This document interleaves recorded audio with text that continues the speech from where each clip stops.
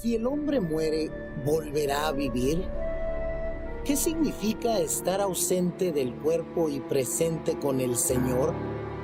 ¿Fue Jesús con el ladrón al paraíso el Viernes Santo? ¿Claman en realidad las almas de los muertos debajo del altar? El pastor Bo responde a estas y otras preguntas en la serie extraordinaria Textos Difíciles sobre el estado de los muertos. Inclinemos nuestros rostros para orar. Padre Celestial, te damos gracias por el gran privilegio que nos concedes de venir a este lugar para abrir tu santo libro y escuchar tu voz hablándonos a través de él. Pedimos, Padre, la compañía de tu Espíritu Santo. Danos claridad de pensamiento y corazones dispuestos para recibir la semilla de la verdad. Te doy gracias, Señor, por escuchar esta oración, porque te lo pedimos en el nombre de Jesús. Amén. El título del tema que vamos a estudiar hoy es Un ladrón y una pitonisa. Y vamos a entrar de lleno a nuestro estudio de una vez. Les invito a abrir sus Biblias conmigo al Evangelio según San Lucas, el capítulo 23 y los versículos 32 y 33. Aquí encontramos el hecho de que cuando Jesús fue crucificado, juntamente con él fueron crucificados dos ladrones. Leo de Lucas 23, 32 y 33. Dice así: llevaban también con él a otros dos, que eran malhechores para ser muertos. Y cuando llegaron al lugar llamado de la Calavera, le crucificaron allí, y a los dos malhechores, uno a la derecha y otro a la izquierda. El relato nos dice que al principio los dos injuriaban al Señor Jesús, pero luego uno de los ladrones tuvo un cambio de corazón, se arrepintió. Vamos a leer en cuanto a eso en Lucas 23 y el versículo 39 hasta el versículo 43. Dice así: y uno de los malhechores que estaban colgados le injuriaba diciendo: si tú eres el Cristo, sálvate a ti mismo y a nosotros. Respondiendo el otro, le reprendió diciendo: ¿ni aún temes tú a Dios, estando en la misma condenación? Nosotros, dijo el ladrón, a la verdad justamente padecemos, porque recibimos lo que merecieron nuestros hechos, mas este ningún mal hizo. Y dijo a Jesús, este ladrón penitente: acuérdate de mí cuando vengas en tu reino. Y ahora viene el versículo clave que queremos estudiar en la primera parte de nuestro tema de hoy. Versículo 43. Entonces Jesús le dijo: de cierto te digo, que hoy estarás conmigo en el paraíso. Algunas personas toman este versículo 43 para indicar de que Jesús le estaba diciendo al ladrón que ese mismo día él junto con el ladrón iban a estar en el paraíso. Y eso parece decir este versículo. Nuevamente, noten lo que dijo Jesús a este ladrón. Entonces Jesús le dijo: de cierto te digo que hoy estarás conmigo en el paraíso. Alguno dirá: ahí está claro que Jesús estaba enseñando que él y el ladrón iban a estar juntos en el paraíso. Lo que quiero decirles es que en el Nuevo Testamento los escritos originales no tienen signos de puntuación. Es decir, no tienen puntos, ni comas, ni signo de exclamación, ni signo de pregunta o de interrogación, etc. Es decir, que los traductores han colocado los signos de puntuación a donde ellos creen que deben estar. Ahora, dependiendo de dónde uno coloque una coma en el versículo 43, cambia el sentido del versículo. Notemos dos posibilidades de traducción en el versículo 43. Jesús podría haberle dicho al ladrón: de cierto te digo, hoy estarás conmigo en el paraíso. Pero hay otra posibilidad, y es que Jesús le dijo al ladrón: de cierto te digo, hoy estarás conmigo en el paraíso. Es decir, que si se coloca la coma después de la palabra digo, de cierto te digo, hoy estarás conmigo en el paraíso, significaría que Jesús ese mismo día le estaba diciendo al ladrón que iba a estar en el paraíso con él. Pero si se coloca la coma después de la palabra hoy, Jesús estaba diciéndole al ladrón: te estoy diciendo hoy que algún día estarás conmigo en el paraíso. Ahora la pregunta clave es: ¿a dónde se debe colocar la coma? ¿Se debe colocar después de la palabra digo o se debe colocar después de la palabra hoy? Yo creo que hay razones definitivas en el texto bíblico que nos indican que la mejor traducción, el mejor lugar donde colocar la coma, que no estaba en los originales, que ponen los traductores, es después de la palabra hoy. Es decir, la mejor traducción es: de cierto te digo, hoy estarás en el futuro conmigo en el paraíso. Vamos a analizar por unos momentos a dónde queda el paraíso del cual habló Jesús. La Biblia nos habla de 3 cielos. Noten 2 de Corintios, el capítulo 12 y el versículo 2 hasta el versículo 4. 2 de Corintios, el capítulo 12 y el versículo 2 hasta el versículo 4. Aquí se indica de que hay 3 cielos. Dice lo siguiente el apóstol Pablo: conozco a un hombre en Cristo que hace 14 años, si en el cuerpo no lo sé, si fuera del cuerpo no lo sé, Dios lo sabe, fue arrebatado hasta el 3er cielo. Noten que Pablo conoce a un hombre que fue arrebatado hasta el 3er cielo. Ahora, si hay un 3er cielo, tiene que haber uno segundo y tiene que haber uno primero. Ahora, noten el versículo 3. Y conozco al tal hombre, si en el cuerpo o fuera del cuerpo no lo sé, Dios lo sabe. Más adelante vamos a hablar de lo que significa en el cuerpo o fuera del cuerpo. Versículo 4. Que fue arrebatado al paraíso, donde oyó palabras inefables que no le es dado al hombre expresar. Noten que en estos versículos nos dice que este hombre fue arrebatado al 3er cielo, y en el 3er cielo estaba el paraíso. Se usa la palabra paraíso, la misma palabra que está en Lucas 23 y el versículo 43. Ahora permítame hablarles un momentico de cuáles son esos 3 cielos. Génesis 1:8 nos dice que el primer cielo es el cielo atmosférico, a donde vuelan las aves. Dice en Génesis 1:8: y llamó Dios a la expansión cielos, y fue la tarde y la mañana el día segundo. La expansión se le llama cielos, y ese es el lugar a donde vuelan las aves. Es nuestra atmósfera, en otras palabras. El segundo cielo se menciona en Génesis 15 y el versículo 5, a donde se habla de Abraham. Dios le instó que saliera y mirara el cielo y tratara de contar las estrellas. Dice en Génesis 15:5: y lo llevó fuera y le dijo: mira ahora los cielos y cuenta las estrellas si las puedes contar. Y le dijo: así será tu descendencia. También se conoce el universo estelar como cielos. Ese es el segundo cielo. El primer cielo, en otras palabras, es la atmósfera a donde vuelan las aves. El segundo cielo es el cielo estelar, donde están el sol, la luna y las estrellas.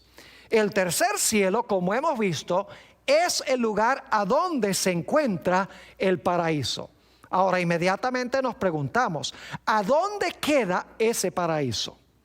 Vamos a Apocalipsis, el capítulo 2 y el versículo 7. Apocalipsis, el capítulo 2 y el versículo 7. Aquí se está hablando de el árbol de vida que queda en el paraíso de Dios. Dice allí en Apocalipsis 2:7, el que tiene oído, oiga lo que el Espíritu dice a las iglesias. Al que venciere, yo le daré a comer del árbol de la vida, escuchen bien, el cual está en medio del paraíso de Dios. Hemos descubierto que el paraíso está en el tercer cielo y que en ese tercer cielo donde está el paraíso se encuentra el árbol de la vida. Ahora notemos qué más se encuentra en ese tercer cielo, a dónde está el paraíso y a dónde está el árbol de vida. Apocalipsis 22 y el versículo 1 y el versículo 2. Apocalipsis 22, 1 y 2. Dice aquí: después me mostró un río limpio de agua de vida, resplandeciente como el cristal, que salía del trono de Dios y del Cordero. Muy importante eso, se habla del río de vida que sale del trono de Dios y del Cordero. Sigue diciendo en el versículo 2, en medio de la calle de la ciudad, es decir, de la Nueva Jerusalén, y a uno y otro lado del río, estaba el árbol de la vida, que produce 12 frutos, dando cada mes su fruto, y las hojas del árbol eran para la sanidad de las naciones. Ahora es interesante entonces notar que el árbol de la vida y el río de vida se encuentran a donde está el trono de Dios, dentro de la ciudad Nueva Jerusalén. Leamos otro texto, Apocalipsis 22 y el versículo 14, a donde se menciona también el árbol de la vida y a dónde queda el árbol de la vida. Apocalipsis 22, 14 dice: bienaventurados los que lavan sus ropas, para tener derecho al árbol de la vida y para entrar por las puertas en la ciudad. Vamos a resumir entonces lo que hemos estudiado. El tercer cielo es el lugar a donde está el paraíso. Donde está el paraíso está el río de vida, está el trono de Dios. Y el paraíso, donde está el árbol de vida y el trono de Dios, se encuentra dentro de la Nueva Jerusalén, dentro de la ciudad.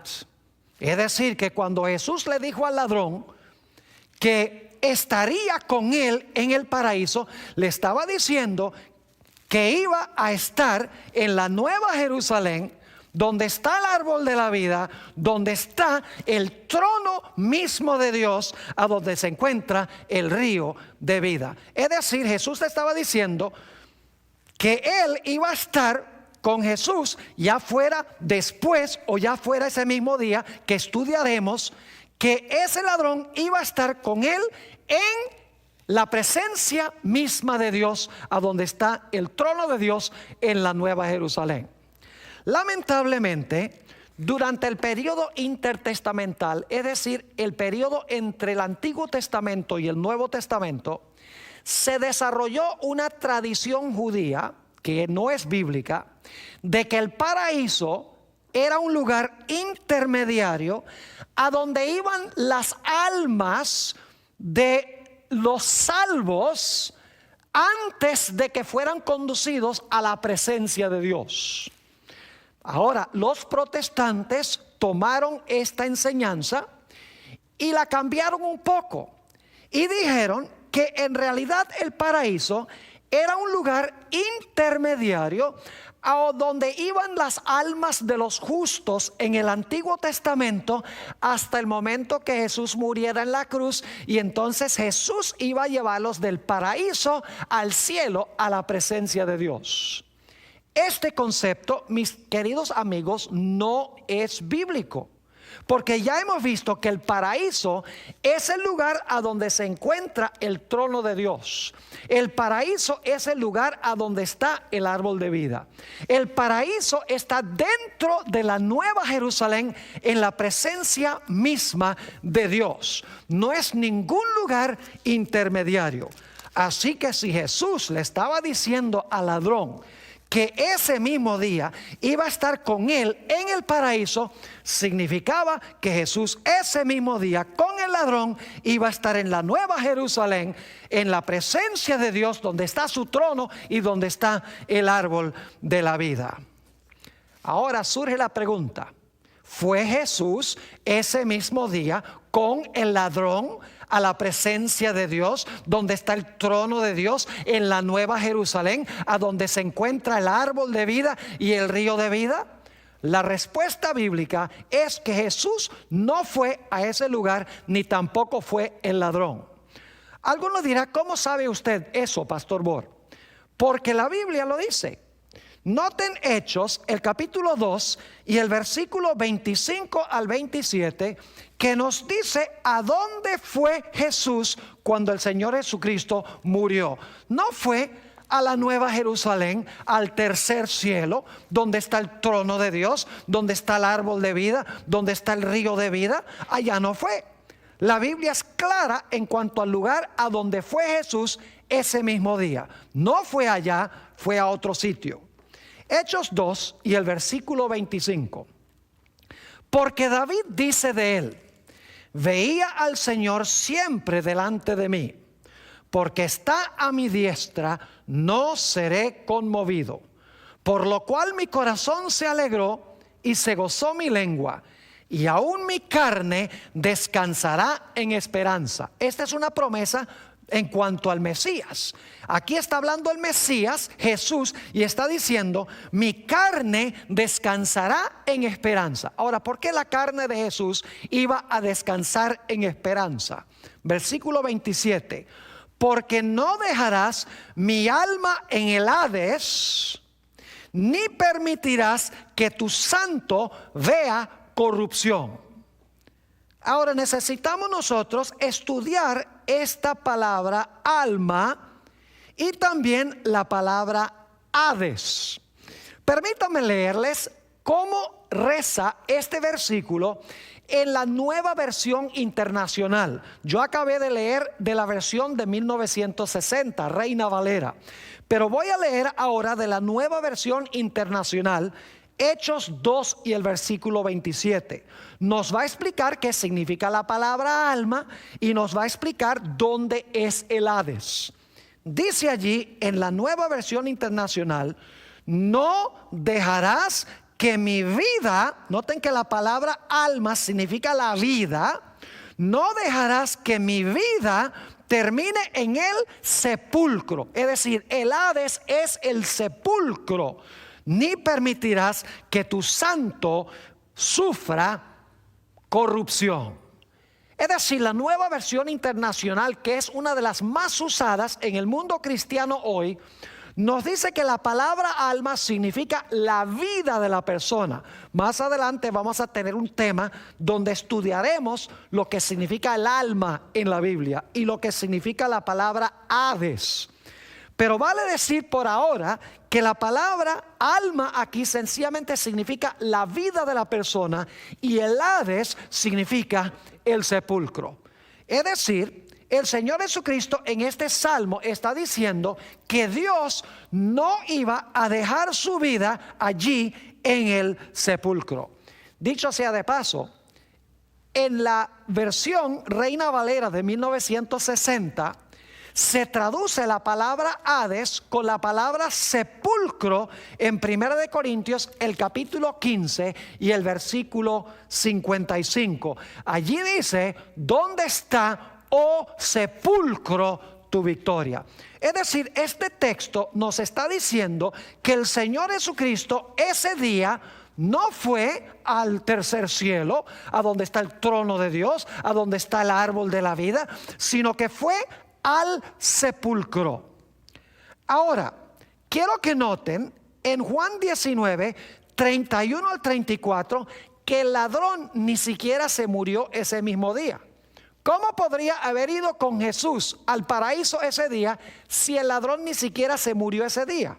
Juan 19, 31 al 34 dice: entonces los judíos, por cuanto era la preparación de la Pascua, a fin de que los cuerpos no quedasen en la cruz el día de reposo, pues aquel día de reposo era de gran solemnidad, rogaron a Pilato que les quebrasen las piernas.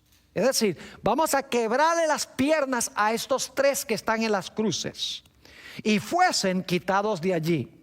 Vinieron pues los soldados y quebraron las piernas al primero y asimismo al otro que había sido crucificado con él. Estaban vivos todavía, por eso quebraron las piernas. Y alguno dirá, ¿cómo sabe eso? Sigamos leyendo.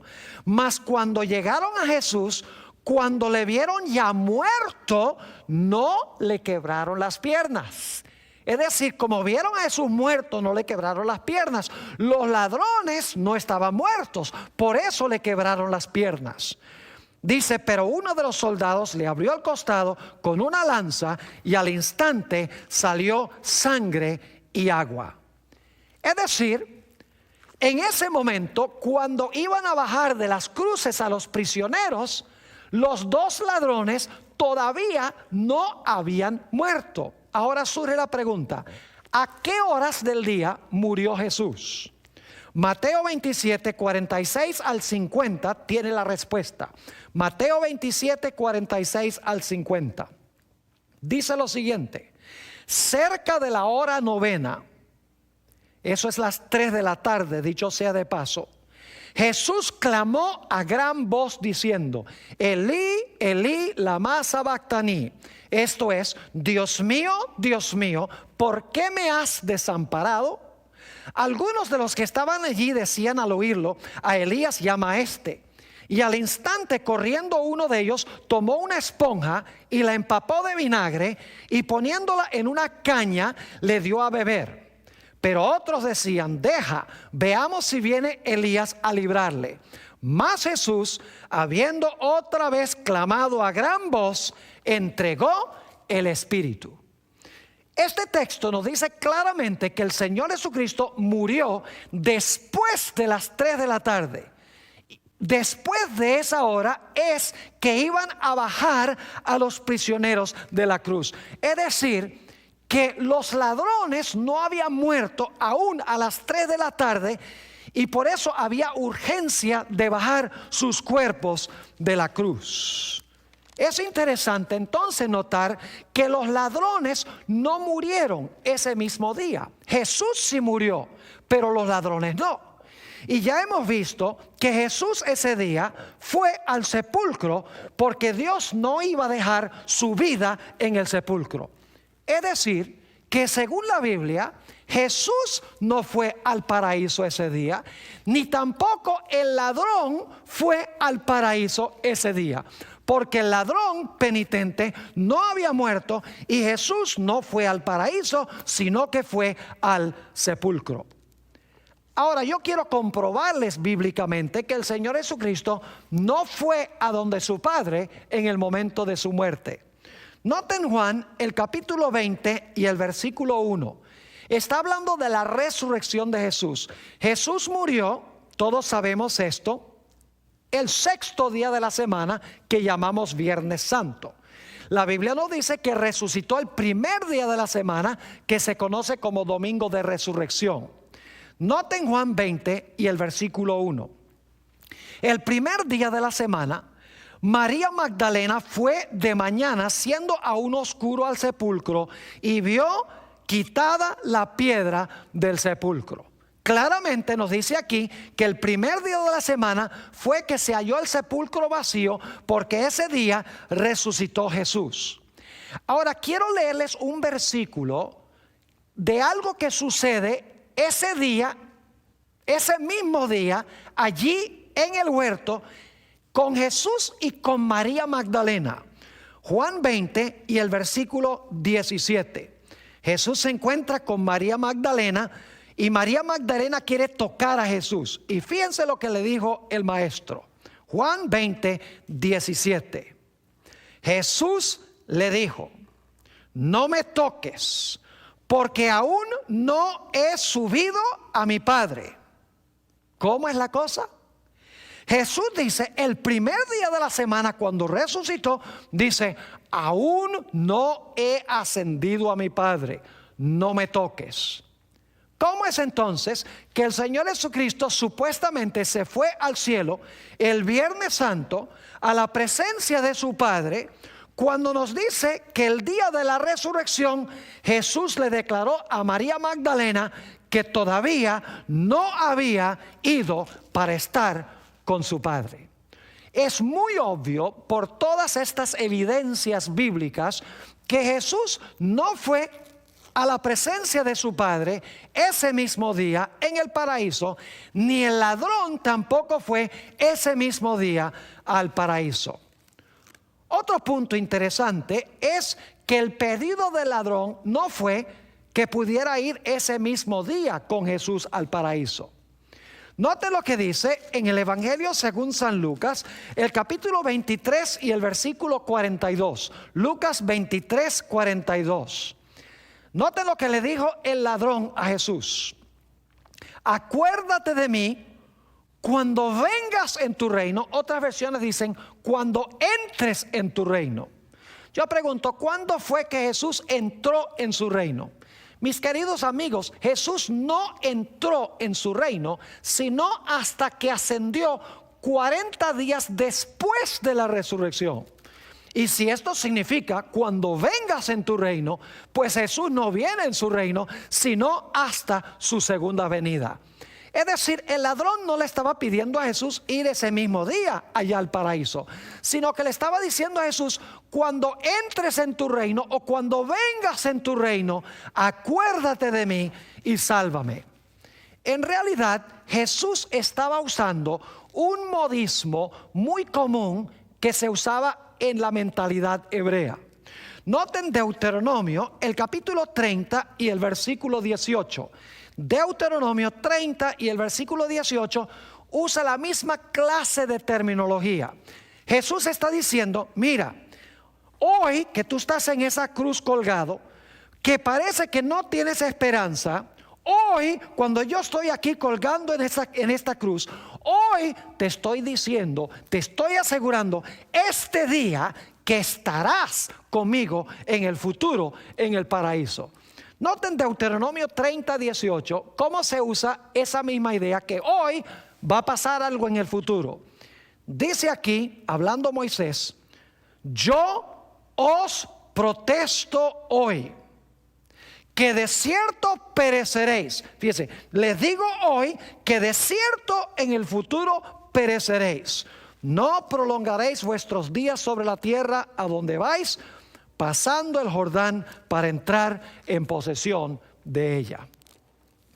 Es decir, que no podemos usar Lucas 23, 43 para enseñar que ese mismo día el alma de Jesús se fue al cielo y el alma del ladrón se fue al cielo. No dice nada de que el alma iba a ir, el alma de Jesús y el alma del ladrón. Ese mismo día no fueron allá. Así que la traducción correcta, el lugar donde debe ir la coma es: de cierto te digo, hoy estarás conmigo en el paraíso. Ahora vamos a nuestro segundo episodio de estudio, el episodio de la pitonisa de Endor. Déjenme darles un poquito de marco histórico. Resulta que la Biblia nos dice que el rey Saúl había pasado la mayor parte de su gobierno persiguiendo a David, que se había tornado en la mente de él en su enemigo. Y como se había enfocado tanto en perseguir a David, descuidó su reino. Y los filisteos tomaron gran ventaja, conquistaron gran territorio de Israel. Y ahora Saúl se dio cuenta que estaba perdiendo su territorio, estaba perdiendo su reino y estaba desesperado por saber qué iba a suceder con su reino en el futuro. Es decir, estaba turbado y asustado. Noten 1 de Samuel, el capítulo 28 y el versículo 5, donde se nos habla de la preocupación de Saúl porque estaba perdiendo su reino a manos de los filisteos. Dice ahí en 1 de Samuel 28 y el versículo 5: y cuando vio Saúl el campamento de los filisteos, tuvo miedo y se turbó su corazón en gran manera. Estaba supremamente preocupado y por lo tanto decidió consultar a Jehová. Ahora, Dios había establecido ciertos métodos aceptables y convencionales para comunicarse con Él. Entre esos había visiones, había sueños, había el Urim, el Tumim, es decir, métodos que Dios aprobaba, que Dios había establecido. Pero la Biblia nos dice que Saúl usó estos métodos, pero Dios no le respondió usando los métodos que Dios mismo había establecido. Noten 1 Samuel, el capítulo 28 y el versículo 6. Dice: y consultó Saúl a Jehová, pero Jehová no le respondió, ni por sueños, ni por Urim, ni por profetas. Es decir, Dios rehusó contestar la plegaria de Saúl usando los métodos que Dios mismo había establecido. Ahora es importante reconocer que Samuel en este momento estaba muerto y sepultado. Noten 1 Samuel, el capítulo 28 y el versículo 3. Dice aquí: ya Samuel había muerto, y todo Israel lo había lamentado, y le habían sepultado en Ramá, su ciudad. Y Saúl había arrojado de la tierra a los encantadores y adivinos. Así que noten que Samuel en este momento estaba muerto y estaba enterrado. Ese es un dato muy importante. Ahora yo pregunto, ¿en qué condición se encuentran los muertos cuando están enterrados?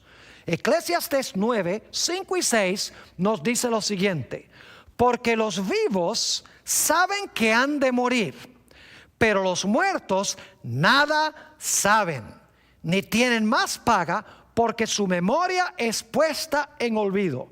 También su amor y su odio y su envidia fenecieron ya, y nunca más tendrán parte en todo lo que se hace debajo del sol. La Biblia dice claramente que los muertos nada saben. Saúl sabía que Samuel había muerto y que Samuel había sido enterrado. Ahora, ¿saben ustedes que Dios había prohibido terminantemente tratar de comunicarse con los muertos? Noten Levítico, el capítulo 20 y el versículo 27. Levítico 20, 27. Dice aquí: y el hombre o la mujer que evocare espíritus de muertos, o se entregare a la adivinación, ha de morir. Serán apedreados, su sangre será sobre ellos. Y en Levítico 19 y el versículo 31 dice Dios: no os volváis a los encantadores ni a los adivinos, no los consultéis, contaminándoos con ellos, yo Jehová vuestro Dios. Noten entonces que Dios había prohibido terminantemente tratar de comunicarse con los muertos. Y hay una razón especial, y es que los muertos no saben nada. Es imposible, según la Biblia, comunicarse con los muertos. Por eso Dios dijo: el que trate de comunicarse con un muerto debe ser apedreado. Dicho sea de paso, Saúl sabía que estaba prohibido tratar de comunicarse con los muertos. Noten 1 Samuel, el capítulo 28 y el versículo 9. 1 Samuel 28, 9. Aquí llegó a donde está la pitonisa de Endor. Y dice allí: y la mujer le dijo: he aquí tú sabes lo que Saúl ha hecho, porque Saúl estaba disfrazado, lo que Saúl ha hecho, cómo ha cortado de la tierra a los evocadores y a los adivinos. ¿Por qué pues pones tropiezo a mi vida para hacerme morir? Saúl sabía que no se debía consultar a los muertos. Por eso la Biblia nos dice que Saúl se disfrazó para tratar de engañar a la pitonisa. Noten 1 Samuel, el capítulo 28 y el versículo 7 y 8. 1 Samuel 28, 7 y 8. Entonces Saúl dijo a sus criados: buscadme una mujer que tenga espíritu de adivinación, para que yo vaya y por medio de ella pregunte. Y sus criados le respondieron: he aquí hay una mujer en Endor, que tiene espíritu de adivinación. Y se disfrazó Saúl y se puso otros vestidos. Y se fue con 2 hombres y vinieron a aquella mujer de noche. ¿Sabía Saúl que lo que estaba haciendo era prohibido por Dios? Claro que sí. Dice que se disfrazó, se colocó otros vestidos, llegó de noche. Y luego dice, y él dijo: yo te ruego que me adivines por el espíritu de adivinación y me hagas subir a quien yo te dijere. Saúl sabía que estaba prohibido terminantemente consultar a los muertos. Por eso había echado a las pitonisas y a los adivinadores de Israel. Lo interesante es que Saúl le dijo a la pitonisa: hazme subir a quien yo te dijere. Noten 1 Samuel, el capítulo 28 y el versículo 11. Nos dice a quién era que Saúl quería que la pitonisa hiciera subir. Dice allí: la mujer entonces dijo: ¿a quién te haré venir? Dice aquí en la versión del 60. Todas las versiones más famosas dicen: ¿a quién te haré subir? Y él respondió: hazme subir o hazme venir a Samuel. Ahora, hemos visto que Samuel estaba muerto y había sido sepultado. Pero aquí encontramos que Saúl le está diciendo a la pitonisa: hazme subir a Samuel. Ahora, sabemos que Samuel era un hombre que estaba entregado a Dios. Es uno de los justos. Vamos a ver en unos momentos. ¿Cómo es que Samuel, si era justo, no se había ido en el momento de la muerte al cielo, como creen muchos? ¿Cómo es que iba a subir de donde se había ido por allá abajo? Esperaríamos que si se había ido al cielo, que debía bajar, no debía subir. Ahora se vuelve aún más interesante esta historia. En 1 Samuel 28 y el versículo 13 nos dice que cuando la pitonisa finalmente hizo subir al supuesto Samuel, vio algo muy interesante. 1 Samuel 28 y el versículo 13. La pitonisa descubre que ese hombre que le está pidiendo que le haga este favor es Saúl. Dice allí la mujer a Saúl: ¿por qué me has engañado? Pues tú eres Saúl. Y el rey le dijo: no temas. ¿Qué has visto? Y ahora escuchen esto. Y la mujer respondió a Saúl: he visto dioses que suben de la tierra. ¿Cómo? ¿Veo qué? Dioses que suben de la tierra. ¿Qué está diciendo la pitonisa? La pitonisa está diciendo que Samuel es un dios, que cuando murió se convirtió en un dios. ¿Dónde se originó esta idea de que una persona puede ser como Dios y que no muere? Noten Génesis, el capítulo 3 y el versículo 4 y el versículo 5, la primera mentira de la historia. Entonces la serpiente dijo a la mujer: no moriréis, sino que sabe Dios que el día que comáis de él, serán abiertos vuestros ojos y seréis como Dios, sabiendo el bien y el mal. Es decir, Satanás le dijo a Eva: no vas a morir, sino que vas a ser como Dios. Aquí la pitonisa está diciendo: estoy haciendo subir a Samuel, porque Samuel en realidad no está muerto, como dice la Biblia. Y está diciendo que Samuel que está subiendo es un Dios, porque ella dice: he visto dioses subiendo de la tierra. Ahora lo interesante es ver la forma en que esta pitonisa vio a Samuel, al supuesto Samuel. 1 Samuel, el capítulo 28 y el versículo 14 nos dice, hablando Saúl a la pitonisa, él le dijo: ¿cuál es su forma? Es decir, ¿cuál es la forma de este Dios que está subiendo de la tierra? Y ella respondió: un hombre anciano viene. Y una mejor traducción de todas las versiones que yo examiné en inglés, las más famosas, dicen: un hombre anciano sube, cubierto de un manto. Qué cosa interesante. Un hombre anciano, un viejo cubierto de un manto. ¿Saben que esa es la forma como los espiritistas en la antigüedad veían a los supuestos espíritus de los difuntos que subían? Los veían cubiertos de un manto y viejitos. Ahora, note lo que sigue diciendo. Saúl entonces entendió. Note que no dice que era Samuel. Dice que Saúl entendió que era Samuel. Y humillando el rostro a la tierra, hizo gran reverencia. Es decir, que Saúl prácticamente está adorando a esta entidad que está subiendo de la tierra. Este Dios supuesto del cual está hablando la pitonisa. Ahora yo pregunto, ¿a dónde iba a ir Saúl el siguiente día después de esta conversación? La Biblia dice que Saúl iba a morir en la batalla. Pero fíjense la gran mentira que echó este supuesto Samuel a la pitonisa, y la pitonisa le dio el mensaje a Saúl. Primera de Samuel, el capítulo 28 y el versículo 19. Dice allí: y Jehová entregará a Israel también contigo en manos de los filisteos. Es decir, tú, Saúl, vas a caer en manos de los filisteos. Y fíjense lo que dice el supuesto Samuel, que en realidad es un demonio disfrazado de Samuel.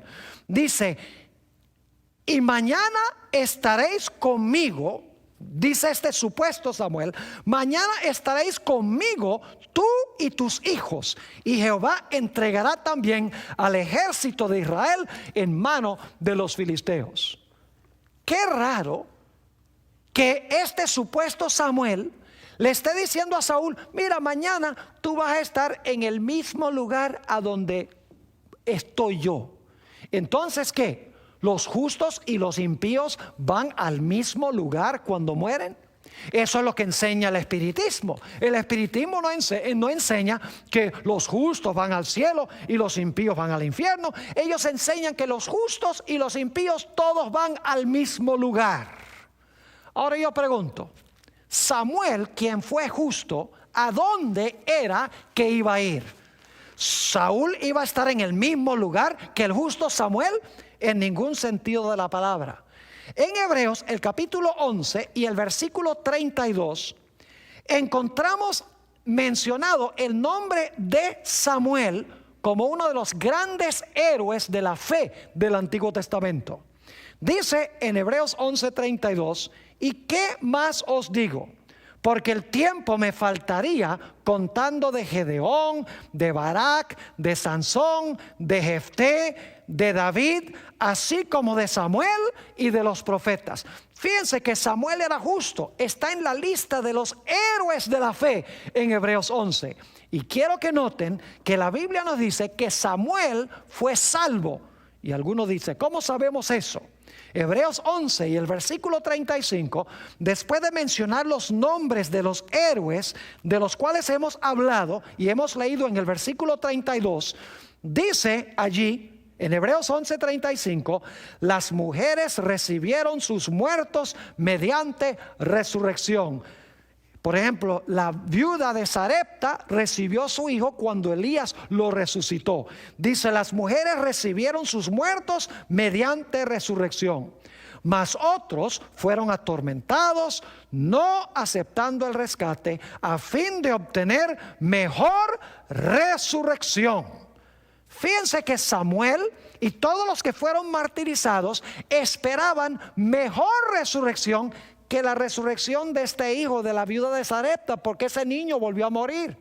Pero la Biblia nos dice que cuando Samuel sea resucitado, no va a volver a morir, porque es mejor resurrección. Es la resurrección de vida cuando venga el Señor Jesucristo en poder y en gloria. Es decir, Samuel era justo. Va a resucitar en la resurrección de los justos. Saúl era malvado y maligno. ¿Cómo entonces es que Saúl y Samuel iban a terminar en el mismo lugar, según dijo este supuesto espíritu de Samuel? Quiero notar un último punto antes de leer algunas citas muy interesantes. Primera de Crónicas 10, 13 y 14 nos dice explícitamente que Saúl no consultó a Jehová. Si no consultó a Jehová, entonces Jehová no le respondió. ¿Cómo es que Dios iba a usar el justo Samuel para comunicarse con Saúl cuando Dios había prohibido intentar comunicarse con los muertos, porque la Biblia dice que los muertos no saben nada? Noten Primera de Crónicas 10, 13 y 14. Dice: así murió Saúl, esto es el siguiente día, por su rebelión, con que prevaricó contra Jehová, contra la palabra de Jehová, la cual no guardó. Y porque consultó, ahora escuchen bien, porque consultó a una adivina y no consultó a Jehová.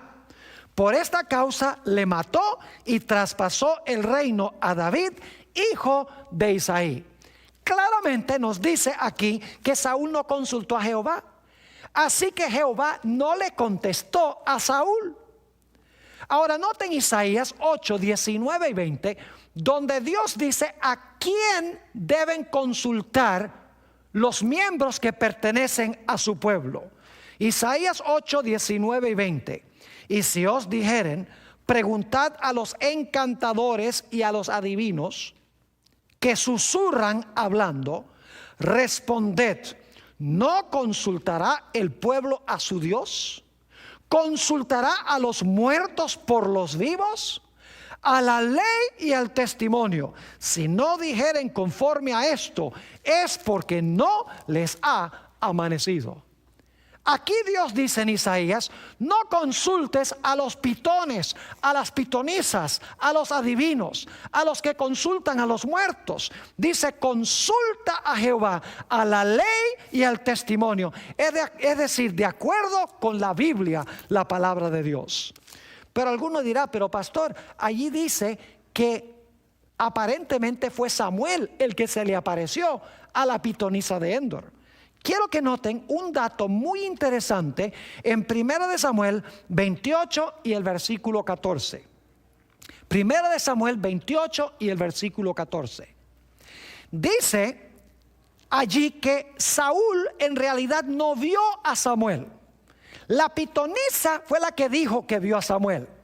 Pero la Biblia nos dice que Saúl percibió que era Samuel. Fíjense lo que dice 1 de Samuel 28, 14.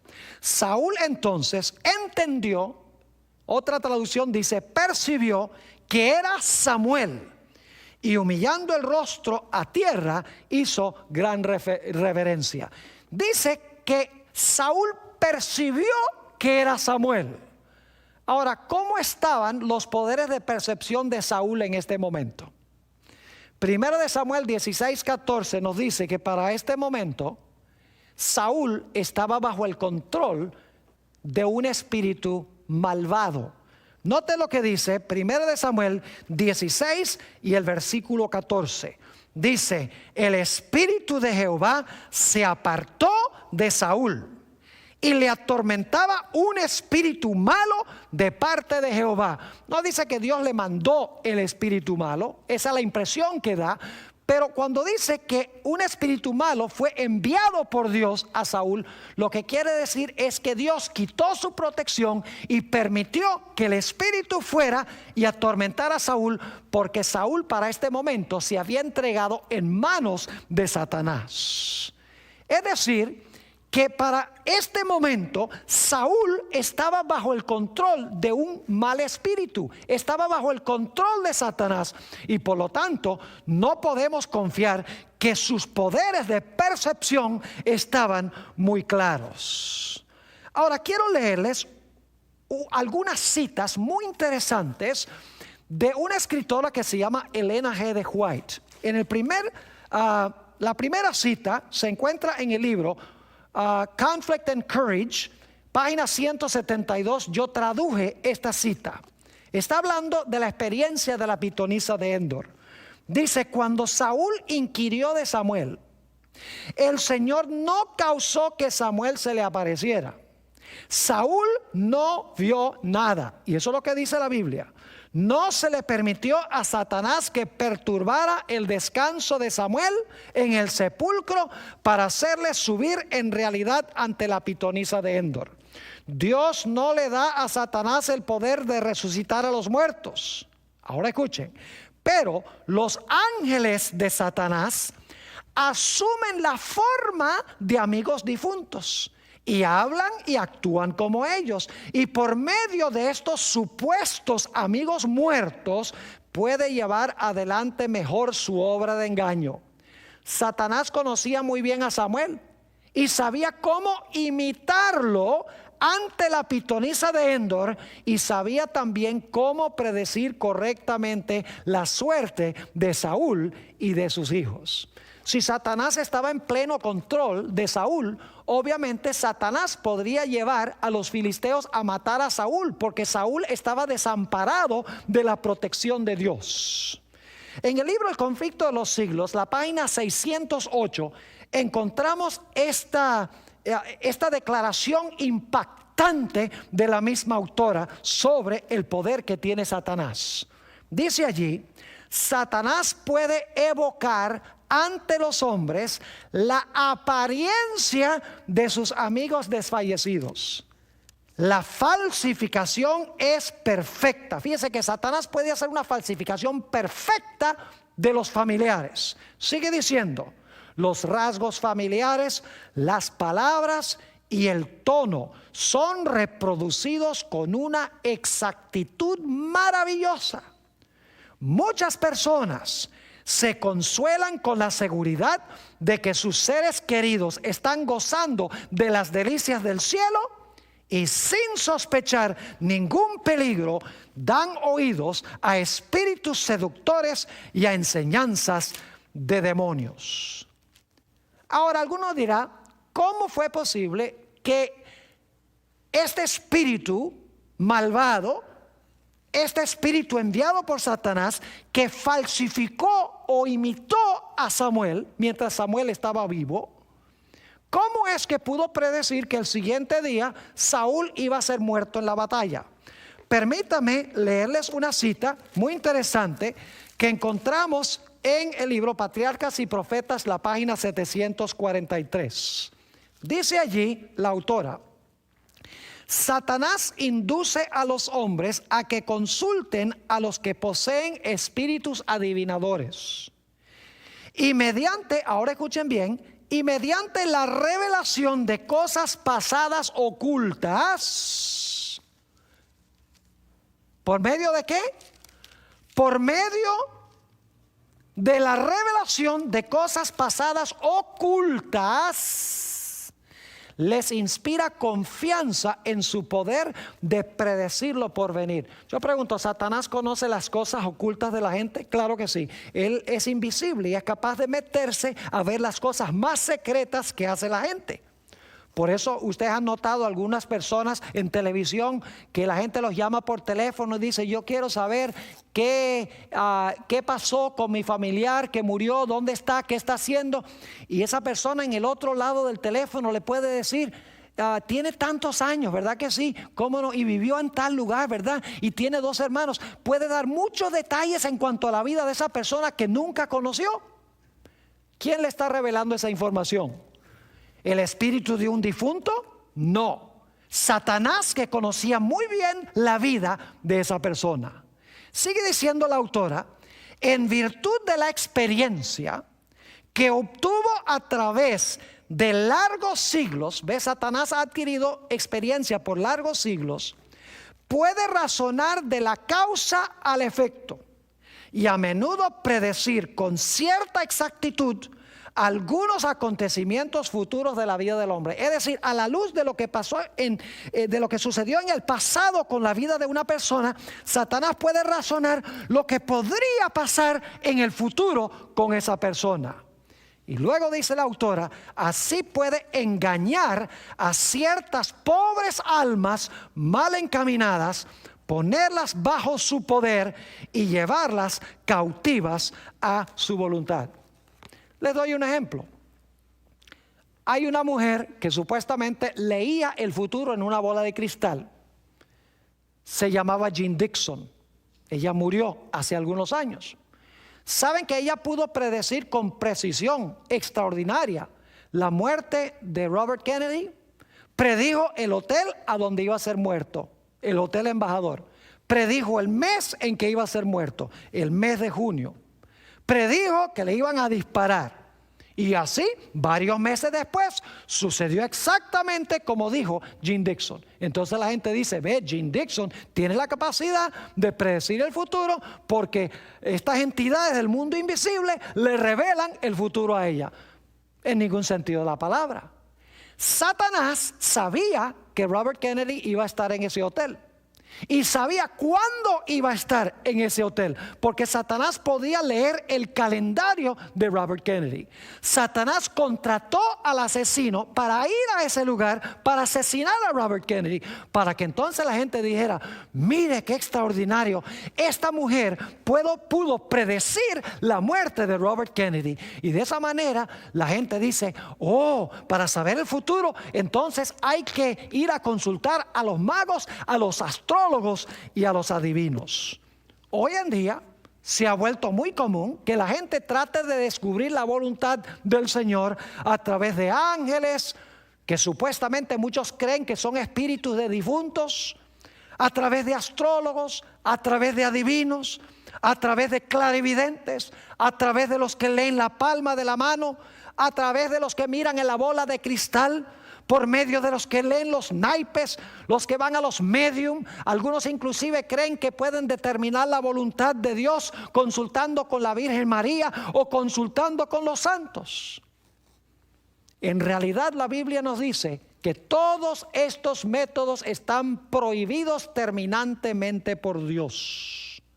Nuestra única protección contra Satanás es siguiendo estrictamente lo que dice Dios en su santa palabra. Hay que contestar como contestó Jesús cuando Satanás vino a él, disfrazado como ángel de luz. Escrito está. Como dice en Isaías el capítulo 8 y el versículo 19 que ya leímos, cuando te digan que consultes a los adivinos y a los que consultan a los muertos, no consultará el pueblo a su Dios, a la ley y al testimonio. Si no hablaren conforme a esto, es porque no les ha amanecido. Queridos amigos, consultemos la palabra y no ninguna otra fuente.